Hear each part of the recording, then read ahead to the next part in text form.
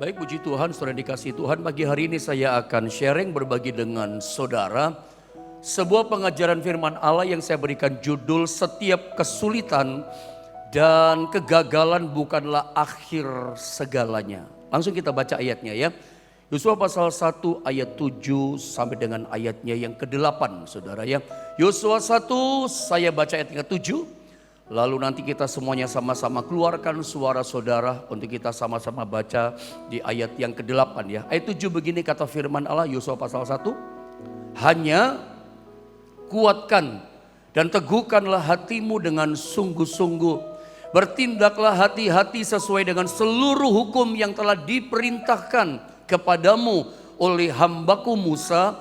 Janganlah menyimpang ke kanan atau ke kiri, supaya engkau beruntung kemanapun engkau pergi. Sama-sama ayat 8, 2, 3. Janganlah engkau lupa memperkatakan kitab Taurat ini, tetapi renungkanlah itu siang dan malam, supaya engkau bertindak hati-hati sesuai dengan segala yang tertulis di dalamnya.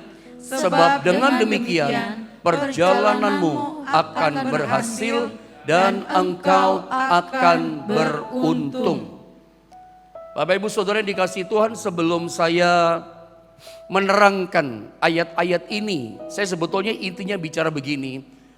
Kalimat terakhir perhatikan, perjalananmu akan berhasil dan engkau akan beruntung.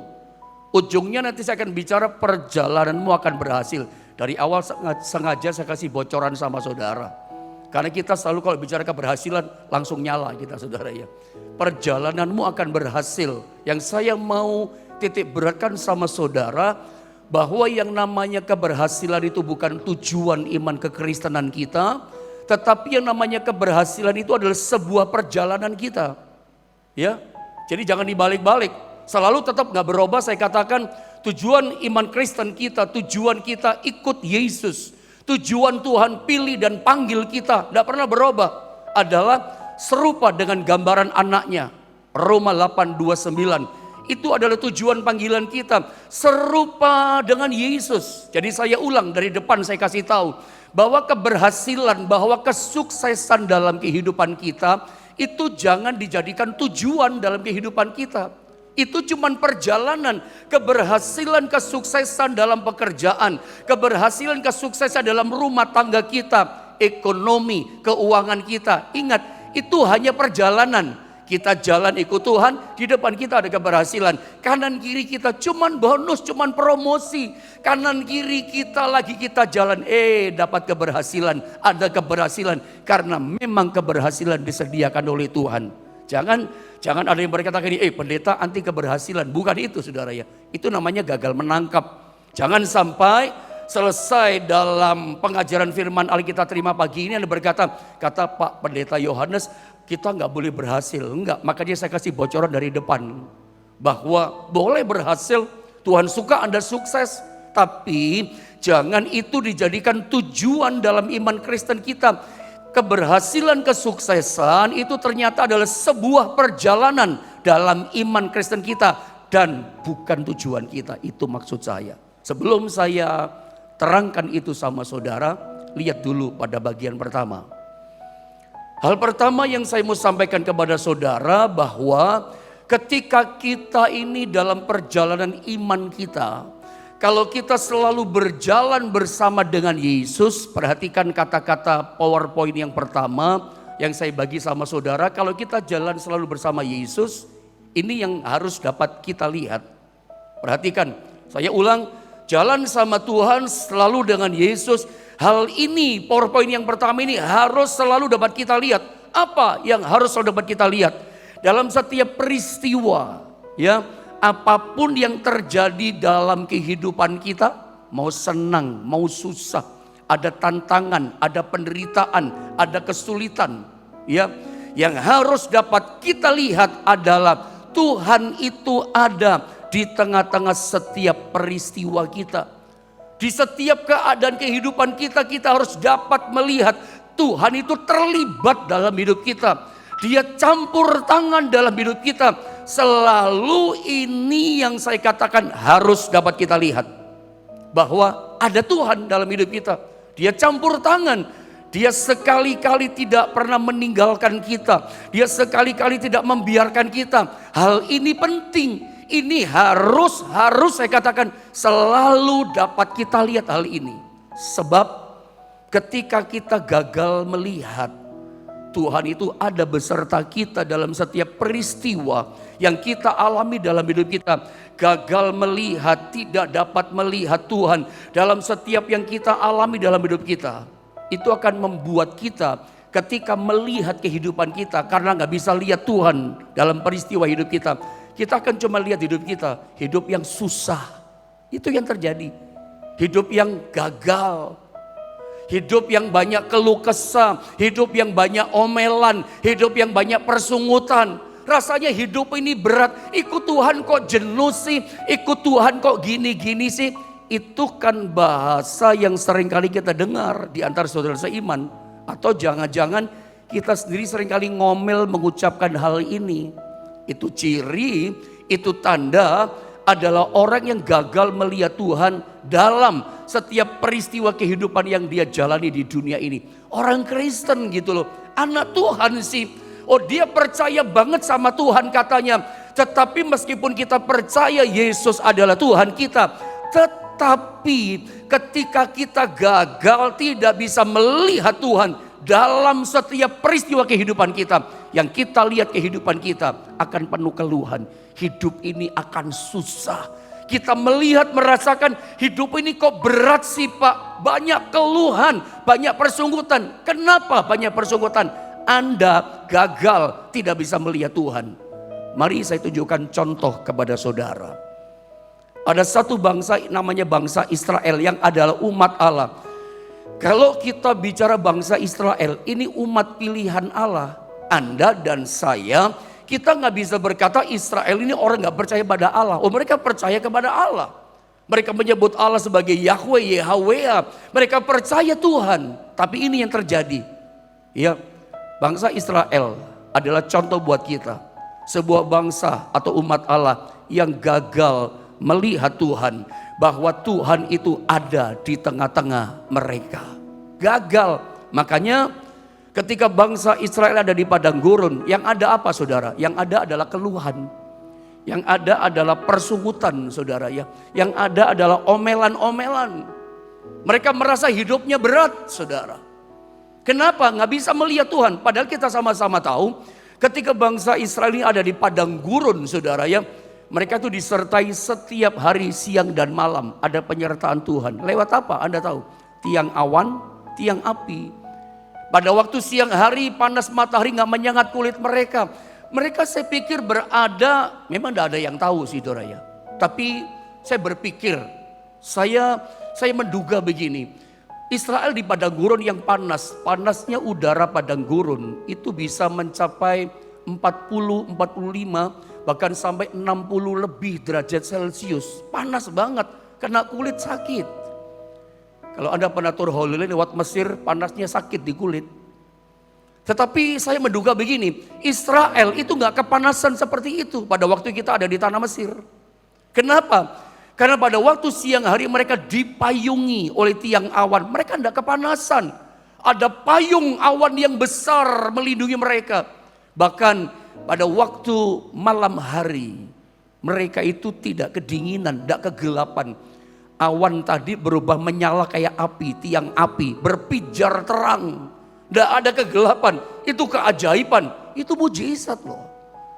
Tapi mereka gak bisa lihat itu sebagai penyertaan Tuhan. Buta rohani saudara ya. Gak tercelik mata rohaninya. Orang kalau tercelik mata rohaninya, apapun peristiwa yang dia alami selalu dia bisa melihat Tuhan. Tiang awan, tiang api itu penyertaan Tuhan. Mereka meskipun tidak pakai mantel yang tebal, mereka tetap suhu badan hangat, enak suhu badannya. Karena tiang api pada waktu malam hari, udara padang gurun pada waktu siang itu sangat panas. Pada waktu malam hari saudara itu dingin, udara di padang gurun itu sangat dingin luar biasa. Tapi mereka tidak kedinginan karena tiang api berpijar terang saudara ya. Dan kita belajar dari firman Allah ini, Saya menyebutnya Israel ini bangsa yang gagal melihat Tuhan. Dan kita sama-sama tahu, siang malam setiap hari selama 40 tahun mereka di-dropping sama Tuhan dengan mana? Roti malaikat. Roti dari langit tiap hari turun. Mereka makan dari itu loh saudara. Tapi coba lihat, dipelihara sama Tuhan tiap hari. Dikasih makan sama Tuhan tiap hari. Meskipun di padang gurun yang kering loh. Tuhan kasih makan. Tiap hari tidak kepanasan, tiap hari tidak kedinginan. Tapi mereka gagal melihat penyertaan Tuhan. Tidak bisa melihat bahwa Tuhan campur tangan dalam kehidupan mereka.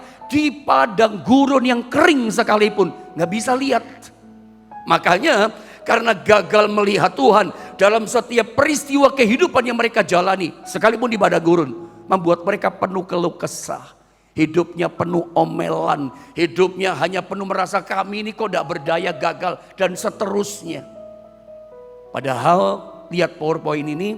Kalau kita dapat melihat Tuhan. Di tengah setiap peristiwa kehidupan yang kita alami. Mau senang mau susah. Sebenarnya masalah kita itu selesai dengan sendirinya. Lihatlah Israel contohnya. Di padang gurun itu mereka tidak kerja loh. Tanah padang gurun itu tidak menghasilkan makanan. Tanah padang gurun tidak menghasilkan yang baik bagi umat Allah. Tetapi meskipun di padang gurun yang kering, Anda lihat Israel terpelihara. Dikasih mujizat tiap hari. Tapi gagal melihat penyertaan Tuhan. Saya berharap pagi ini Anda bisa menangkap ini firman Allah. Bahwa dalam kesulitan, kegagalan kita, mungkin kita sebut seperti itu. Asal kita bisa melihat Tuhan. Nanti masalah kita, padang gurun kita yang kering, yang gersang. Itu nanti akan selesai dengan sendirinya. Masalah kita akan terbuka dengan sendirinya. Asal pastikan kita jangan gagal melihat Tuhan. Jadi bagian awal, saya ingin tekankan dulu sama saudara, ingat baik-baik dalam perjalanan iman Kristen kita harus dapat melihat Tuhan dalam semua peristiwa yang kita jalani ini. Jangan sampai gagal. Saya kasih contoh, seorang yang berhasil melihat Tuhan dalam setiap peristiwa kehidupannya itu Daud. Ayat yang saya munculkan adalah Mazmur 23 ayat yang keempat. Tapi mungkin lebih baik kayaknya kalau kita baca Mazmur 23 dari ayat pertama sampai terakhir saudara. Kita boleh baca bergantian ya. Saya baca ayat 1 daripada Anda bengong ngantuk-ngantuk saudara ya. Saya baca ayat 1 bergantian 2 nanti 6-nya sama-sama. Ayat 1 saya membacanya. Mazmur Daud, lihat ini. Tuhan adalah gembalaku, takkan kekurangan aku. Teruskan saudara. Ia membaringkan aku di padang yang berumput hijau. Ia membimbing aku ke air yang tenang. Ayat 3. Ia menyegarkan jiwaku. Ia menuntun aku di jalan yang benar oleh karena namanya. 4 terus. Sekalipun aku berjalan dalam lembah kekelaman, aku tidak takut bahaya, sebab Engkau besertaku. Gadamu dan tongkatmu, itulah yang menghibur aku. Ayat yang kelima, Engkau menyediakan hidangan bagiku di hadapan lawanku. Engkau mengurapi kepalaku dengan minyak, pialaku penuh melimpah. Ayat 6 sama-sama kita baca 2 dan 3. Kebajikan dan kemurahan belaka akan mengikuti aku seumur hidupku. Dan aku akan diam dalam rumah Tuhan sepanjang masa. Saya menyebut, saya beri nama seorang yang bernama Daud, seorang yang berkenan di hati Allah, adalah seorang yang selalu berhasil melihat Tuhan dalam peristiwa hidupnya. Dalam hidup yang kita jalani, karena hidup adalah sebuah perjalanan, tentu ada banyak peristiwa demi peristiwa yang kita alami. Kadang ada kesukaran, kadang ada kesulitan. Daud sebetulnya ketika dia sedang menggembalakan padang rumput, menggembalakan domba di padang rumput, dia tuh selalu melihat Tuhan. Kalau kita lihat Mazmur 23, dia menggambarkan Tuhan itu gembalanya, dia dombanya. Karena memang ada banyak hamba Tuhan katakan Mazmur 23 itu adalah masa-masa Daud belum menjadi raja. Memang betul, sebagian besar Mazmur yang ditulis oleh Daud itu setelahnya dia kemudian jadi raja, dia tuliskan itu. Tapi nggak semua sebetulnya. Pada masa dikejar Saul dia tuliskan Mazmur. Juga pada waktu dia menggembalakan kambing domba, dia tuliskan mazmurnya, dia nyanyi bermazmur bagi Tuhan. Sudah menjadi gaya hidupnya bermazmur dalam kehidupan Daud. Dalam ayat ini, singkatnya begini, ketika dia menggembalakan kambing domba di ayat 1 itu menarik. Orang ini bisa melihat Tuhan. Lihat, perhatikan. Ketika dia berkata begini, Tuhan adalah gembalaku, takkan kekurangan aku. Daud mengakui dalam setiap kesulitan, kesukaran, tidak ada bapaknya, ibunya, koko, abangnya, semua nggak ada. Sendirian di padang belantara, ada singa, ada beruang, ada macam-macam kesukaran terjadi. Tetapi pengakuan Daud membagikan sharing imannya berkata, karena Tuhan adalah gembalaku, bersama dengan aku selalu melihat Tuhan memimpin. Gembala itu berarti memimpin hidupnya. Apa yang dia lihat? Aku tidak pernah kekurangan. Orang itu dalam kesukaran sekalipun kalau dia berhasil melihat Tuhan, tidak gagal melihat Tuhan, lihat Tuhan dalam kesulitan, dia merasakan aku tidak pernah kekurangan. Ada penyertaan Tuhan. Bahkan yang kedua dikatakan begini, ia membaringkan aku, dikatakan di padang yang berumput hijau. Meskipun di padang rumput sendirian ada singa beruang, ia membaringkan aku. Saya baca saja ya, ia membimbing aku ke air yang tenang. Ada ketenangan, dituntun sama Tuhan. Bahkan yang menarik, ayat yang keempat, mungkin saya potong ayat yang keempat. Lihat, sekalipun aku berjalan dalam lembah kekelaman. Sekali waktu dia dikenyangkan sama Tuhan, dibaringkan di padang rumput hijau, tidak kekurangan, dibaringkan dibawa ke air yang tenang. Tapi satu kali waktu namanya perjalanan ada peristiwa, Tuhan izinkan Daud dibawa namanya lembah kekelaman. Sekalipun aku berjalan dalam lembah kekelaman, perhatikan, aku tidak takut bahaya. Kenapa Daud tidak takut bahaya? Karena dia melihat Tuhan. Sebab dikatakan engkau besertaku, gadamu dan tongkatmu itulah yang menghibur aku. Daud gak takut. Meskipun dibawa Tuhan dalam lembah kekelaman. Terjemahan lain lembah kekelaman itu adalah lembah bayang-bayang maut. Ada potensi, aku tidak takut bahaya. Berarti lembah kekelaman ini ada potensi bahaya. Meskipun ada maut, meskipun ada bahaya potensi di sana. Daud berkata, tapi aku tidak takut sebab aku melihat engkau beserta denganku. Saudara, jangan gagal melihat dalam peristiwa kehidupan kita. Dalam segala hal, kegagalan, kesulitan yang orang katakan, yang penting asal kita bisa melihat Tuhan, dapat melihat Tuhan dalam segala peristiwa kita. Kita gak akan takut. Kita yakin kita gak akan kekurangan. Kita yakin Tuhan pelihara kita. Meskipun lewat bayang-bayang maut, yang penting Tuhan beserta kita. Kita harus dapat melihat Tuhan. Pengalaman melihat Tuhan ini penting. Bahkan di ayat yang kelima, ini menarik. Hari Minggu yang lalu saya pernah sampaikan sama saudara. Engkau, bahkan ini yang terjadi, ya dan amin, menyediakan hidangan bagiku di hadapan lawanku.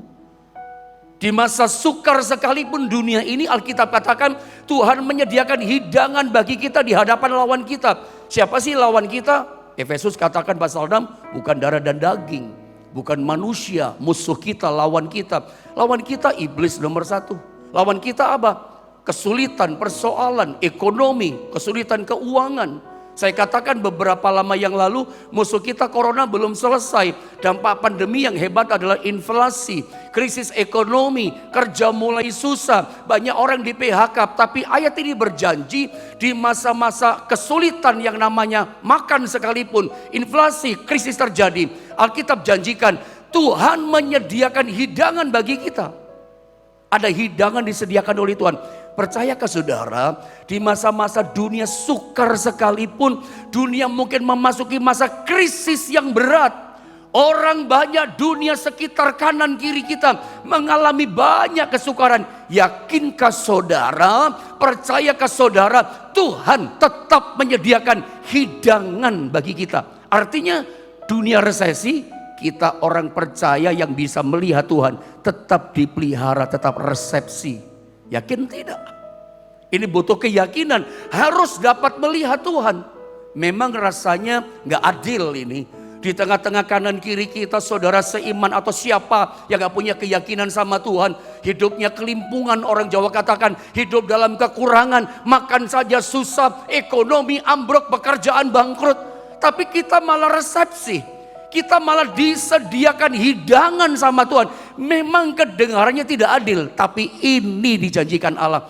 Kalau saya pernah bilang dalam khotbah minggu, kalau Tuhan sediakan hidangan buat kita, masa Anda gak makan? Tuhan sediakan berkat buat saudara, maka saudara gak nikmati itu berkat? Ya, kalau istilah orang Tionghoa, puhou ise, gak enak kan? Coba kalau ada orang kasih makan sama saudara, di depan saudara, nih Pak, Ibu makan silakan, ini enak loh Pak, ini harganya mahal loh Pak. Udah disediakan buat saudara, masa saudara gak makan? Orang Tionghoa katakan, puhou ise, gak enak dong, sungkan dong kita. Tuhan kasih makan sama saudara, masa saudara cuma foto saja? Ya handphonenya yang makan, orangnya gak makan. Percaya, di masa sukar sekalipun asal kita dapat melihat Tuhan, itu masalah kesukaran selesai dengan sendirinya. Yang penting Anda jangan gagal untuk selalu dapat melihat Tuhan. Persoalannya bukan apa yang terjadi dan bukan apa yang tidak terjadi. Persoalannya bukan keadaan baik atau tidak baik. Mau tidak baik padang gurun yang kering sekalipun, yang penting saya katakan, Anda harus dapat melihat Tuhanmu. Meskipun dalam lembah kekelaman, aku tidak takut bahaya, sebab Engkau beserta denganku. Haleluya. Daud berhasil. Bahkan ayat 6, saya ingin kita baca sama-sama ayat ini. Di ayat yang ke-6, mari sama-sama kita baca 1, 2, dan 3. Kebajikan dan kemurahan belaka akan mengikuti aku seumur hidupku, dan aku akan diam dalam rumah Tuhan sepanjang masa. Ayat ini keren, tapi mungkin jarang diterangkan. Nah, saya terangkan sama saudara. Kebetulan muncul ini ayat di ayat yang ke-6. Daud itu seorang yang berhasil melihat Tuhan dalam setiap peristiwa hidup yang dia jalani. Mau senang maupun susah. Isunya bukan tidak ada masalah atau ada masalah. Sama saja. Mau ada masalah yang penting lihat Tuhan. Itu dia. Daud berkata begini, kebajikan. Kalau Anda bisa lihat Tuhan, percaya selalu Tuhan campur tangan dalam setiap peristiwa hidup yang kita jalani. Anda punya keyakinan Tuhan selalu terlibat dalam setiap peristiwa hidupku. Ini yang terjadi. Anda harus punya iman meyakini Mazmur ini. Sederhana tapi powerful. Ayat ini pun saya yakini dalam hidup saya. Kalau gak salah beberapa tahun yang lalu lama saya pernah terangkan ayat ini sama jemaat di GSP di Jombang. Kalau Anda ingat, terlalu lama saya pernah terangkan ini. Anda mesti yakin ya, ada dua hal yang menyertai kita. Pasti Yesus yang menyertai kita. Tapi kalau Anda lihat Yesus ada campur tangan menyertai kita. Dua hal ini mengikuti kita. Kalau orang Jawa punya bahasa ngintil sama kita. You know ngintil? Orang bahasa Jawa itu punya bahasa bagus, keren, ngintil. Ngintil itu gak pernah lepas, ikut terus. Saya ingin Anda punya keyakinan pagi ini. Ada yang ikut terus kemanapun kau pergi. Ada yang ikut terus dalam setiap peristiwa. Mau peristiwa kesulitan, kesukaran. Ada dua hal ini ikut sama saudara. Orang Jawa bilang ngintil, gak pernah lepas. Nempel kayak perangku. Terus ada menyertai kita. Apa itu namanya? Kebajikan dan kemurahan Tuhan, kemurahan belaka akan mengikuti aku seumur hidupku. Mengikuti aku berarti ayat ini adalah keyakinan Daud akan penyertaan Tuhan. Daud yakin kalau Tuhan ada dalam hidupku, maka kebajikannya dan kemurahannya akan mengikuti aku seumur hidupku. Pak, itu keren, luar biasa. Sebuah keyakinan sumber iman yang luar biasa. Daud punya keyakinan kalau Tuhan beserta dengan aku. Ada dua yang mengikuti aku, kata Daud. Kebajikannya, kemurahannya ikut aku seumur hidupku. Jadi boleh sekali-kali ada ditanya sama orang. Misalnya orang, Pak Yohanes sendirian kah? Misalnya sendirian orang lihat. Tapi saya pergi gak pernah sendirian. Saya selalu terbiasa dengan istri saya pergi, saudara. Kalau misalnya sendirian orang tanya sama saya, sendirian Pak Yohanes? Oh enggak sendirian. Memang yang pertama ada Tuhan. Tapi ada dua yang ikut saya. Ada dua yang ikut saya. Kebajikan dan kemurahan Tuhan selalu mengikutiku. Anda bisa gak punya keyakinan? Mau dalam kesulitan, dalam kesukaran, Anda percaya bahwa selalu ada kebajikan di balik itu semua. Selalu ada kemurahan Tuhan ikuti saudara. Ini harus mendarah daging jadi keyakinan bahwa kebajikannya, kemurahannya ikuti kita. Mau apapun yang terjadi kita yakin, nah nanti pasti jadi kebajikan, jadi kebaikan. Kebajikan itu kan kebaikan. Dan kita hidup dalam kemurahan Tuhan. Selalu ada kemurahan Tuhan. Oh, saya berdoa hidup Anda dan saya, setiap kita mengalami ini. Ya, selalu mengalami kebajikan, kemurahan Tuhan ngikutin kita seumur hidup kita. Hidup dalam dua hal ini, kebajikan Tuhan, kemurahan Tuhan mengikuti kita. Bagaimana caranya? Jangan gagal melihat Tuhan dalam peristiwa hidup yang kita jalani. Nah, tema kita itu kan bicara tentang yang namanya keberhasilan, kegagalan, saudara, dan persoalan, kesulitan. Itu bukan akhir segalanya, itu kita bicara. Kesulitan kita, kegagalan kita itu bukan akhir segalanya. Saya ngomong sedikit tentang kegagalan. Banyak orang ketika menghadapi yang namanya kegagalan itu frustasi, dia putus asa, dia merasa ya sudah gagal, gak ada pertolongan. Saya mau katakan kegagalan itu bukan berarti kita bodoh.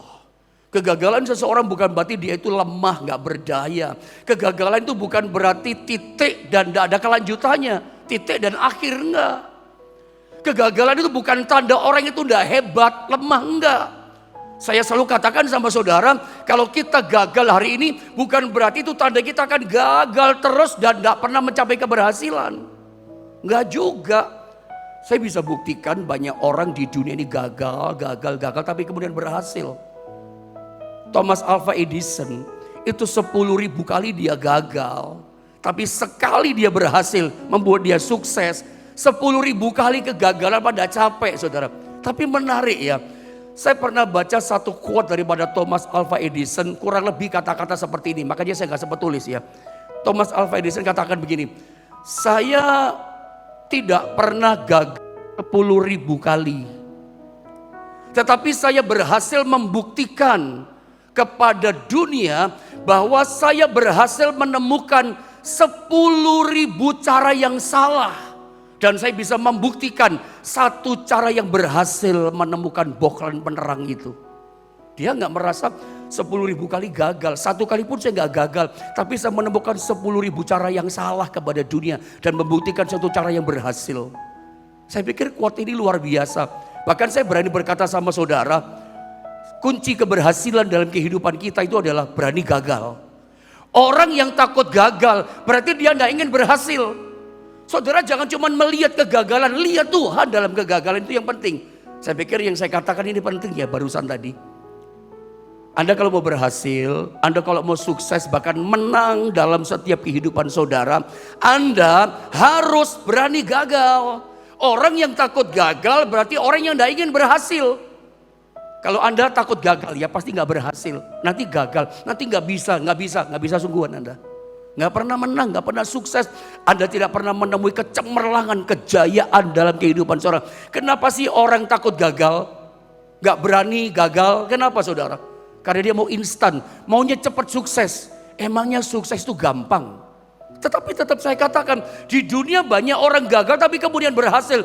Anda lihat di Alkitab, Petrus itu gagal berapa kali. Dia pernah potong abah imam besar namanya Malkus. Tuhan tegur dia, Petrus sarungkan pedangmu. Orang yang menggunakan pedang akan mati oleh pedang. Ya, jangan main pedang, jangan main kekerasan. Bahkan Yesus pernah tegur, apa kamu tidak bisa berdoa dengan aku berjaga-jaga 1 jam saja. Bahkan pernah dia katakan, enyahlah engkau iblis dari hadapanku. Engkau cuma memikirkan apa yang dipikirkan Allah. Pikirkan manusia bukan dipikirkan oleh Allah. Gagal Petrus. Bahkan yang paling parah, kegagalan Petrus adalah mengutuki, gak kenal sama Yesus. Sumpah-sumpah, aku gak kenal sama Yesus. Itu kegagalan yang paling fenomenal. Puncak kegagalan yang tragis dari seorang rasul murid yang bernama Petrus. Tapi gagalnya Petrus kemudian jadi keberhasilan. Makanya saya katakan kegagalan bukan berarti tanda orang itu gak hebat. Justru orang yang gagal berkali-kali, kalau dia tetap mau bangkit, itu tanda itu orang hebat loh. Gagal tetap mau bangkit, itu ciri tanda orang itu orang luar biasa. Dan saya percaya Anda adalah orang hebat.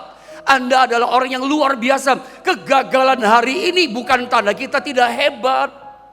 Amsal 24, itu saya lupa itu berapa, multimedia tolong cari bantu. Ayat 16. Sebab 7 kali orang benar jatuh atau gagal, namun ia bangun kembali. Tetapi orang fasik akan roboh dalam bencana. 7 kali jatuh, 7 kali gagal. Ini kejatuhan yang sempurna. 7 kali jatuh. Orang langsung plek lemes. Tapi tetap saya katakan, bukan berarti gagal jatuh itu titik dan akhir, gak ada penjelasan lagi. Asal kita mau bangkit lihat Tuhan, Tuhan pasti memberikan kemenangan dalam hidup kita. Orang yang sukses itu kan bukan berarti dia sukses segalanya loh. Anda tahu Jack Ma? Saya ingat Jack Ma pernah ditanya sama wartawan. Pak Jack Ma, Anda menjadi orang yang sukses hebat selama ini. Ada enggak selama sementara Anda mencapai puncak kesuksesan, ada penyesalan karena kesuksesan yang Anda alami saat ini? Dia enggak jawab langsung. Jack Ma berpikir keras menjawab pertanyaan wartawan ini. Akhirnya dia jawab, dia katakan, ada penyesalan saat saya sukses. Apa Pak Jack Ma? Dia udah kecebur dalam kesuksesan. Sukses dalam bisnis online Alibaba, Anda tahu itu ya. Istri saya, dia katakan, istri saya pernah berkata, kamu bukan milik keluarga, kamu ini miliknya Alibaba. Jadi ternyata dalam kesuksesannya dia merasa gagal dalam keluarga. Ekonomi bisnisnya berhasil, dalam keluarga dia gagal. Bukan sukses seperti ini yang saya maksudkan. Makanya kalau Anda sesukses apapun, berhasil seperti apapun, Anda harus punya waktu berkualitas untuk keluarga. Anda harus punya waktu quality time untuk keluarga, makan bareng sama keluarga, liburan bareng sama keluarga. Nanti ketika anak-anakmu besar udah berubah tangga punya anak, mungkin kita nggak ketemu lagi, atau maaf kitanya udah meninggal sebagai orang tua. Nanti anakmu pada waktu makan di satu rumah makan, dia akan berkata begini sama anaknya, dulu papa sama mama suka makan sama opa, sama oma, sama mak, sama engkau diajak makan di sini. Ingat memorinya, tempat rumah makan itu. Dulu papa suka diajak liburan di hotel ini, wisata di sini. Itu memori loh yang terbangun karena quality time dalam waktu keluarga. Jangan dipikir sukses gak butuh waktu sama keluarga. Makan bareng sama keluarga itu penting. Itu nanti anak kita, cucu kita punya cerita kalau Anda tahu. Anda makan bareng sama cucu, karena puji Tuhan di usia Anda udah punya cucu, Anda berhasil. Harus punya waktu quality time. Jangan, bukan keberhasilan seperti ini saya maksudkan. Gagal dalam rumah tangga, sukses di ekonomi. Mungkin yang terakhir saya tunjukkan ayat tadi. Belum sempat saya ulas. Lihat ayat ini. Saya langsung masuk ayat 8. Ayat 8 saya potong ya. Lihat kalimat ini. Janganlah engkau lupa memperkatakan kitab Taurat ini, tetapi renungkanlah itu siang dan malam. Gak boleh lupa memperkatakan firman ya. Supaya engkau bertindak hati-hati sesuai dengan segala yang tertulis di dalamnya. Mari sama-sama kita baca kata sebab 2, 3. Sebab dengan demikian apa saudara? Perjalananmu akan berhasil dan engkau akan beruntung. Perjalananmu akan berhasil. Ini yang saya katakan dari awal. Bahwa keberhasilan adalah sebuah perjalanan, bukan tujuan. Tujuan kita dah berobat serupa seperti Kristus, gambar anaknya itu. Tetapi ingat, keberhasilan itu perjalanan. Jadi kalau Anda dalam hidup ini selalu bisa melihat Tuhan, yakin percaya Tuhan terlibat, yakin percaya Ibrani 13 ayat 5b, Tuhan sekali-kali gak pernah membiarkan dan meninggalkan kita. Dia selalu campur tangan, dia selalu terlibat dalam kehidupan kita. Ada Tuhan dalam setiap peristiwa kehidupan kita, termasuk dalam lembah kekelaman. Situasi hidup yang gak nyaman di padang gurun pagi ini, sedang dalam kesulitan. Pastikan dalam nama Yesus, pagi ini engkau tetap dapat melihat Tuhanmu. Ada Tuhan. Jangan berkata gini, gak ada Tuhan. Nanti orang yang gagal melihat Tuhan menyertai hidupnya, yang ada cuman susah hidupnya, keluh kesah, berat hidup ini. Meskipun di padang gurun, kalau Anda bisa melihat Tuhan, Anda tetap melihat campur tangannya, pemeliharaannya. Kalau Anda yakin ada penyertaan Tuhan, sementara di padang gurun, Anda tetap di kanan kiri ada keberhasilan, di depan ada keberhasilan. Karena keberhasilan itu adalah sebuah perjalanan. Ingat, kegagalan yang Anda alami hari ini itu bukan akhir segalanya. Petrus gagal, tapi kemudian berhasil. Sekali khotbah, 3.000 jiwa diselamatkan. Dia jalan, orang sakit kena bayangannya, sembuh. Ini orang yang gagal, tapi kemudian mencapai keberhasilan pelayanan yang luar biasa. Saya gak cukup waktu, terbatas waktu kita doa pagi. Tapi saya bisa tunjukkan sederet nama. Orang yang sukses dalam bisnis, memulai bisnisnya dalam kegagalan. Orang yang memulai pelayanannya sukses, dia memulai merintis pelayanannya dari kegagalan, tapi bangkit berhasil. Saya percaya dalam nama Yesus, engkau yang gagal hari ini, yang belum berhasil.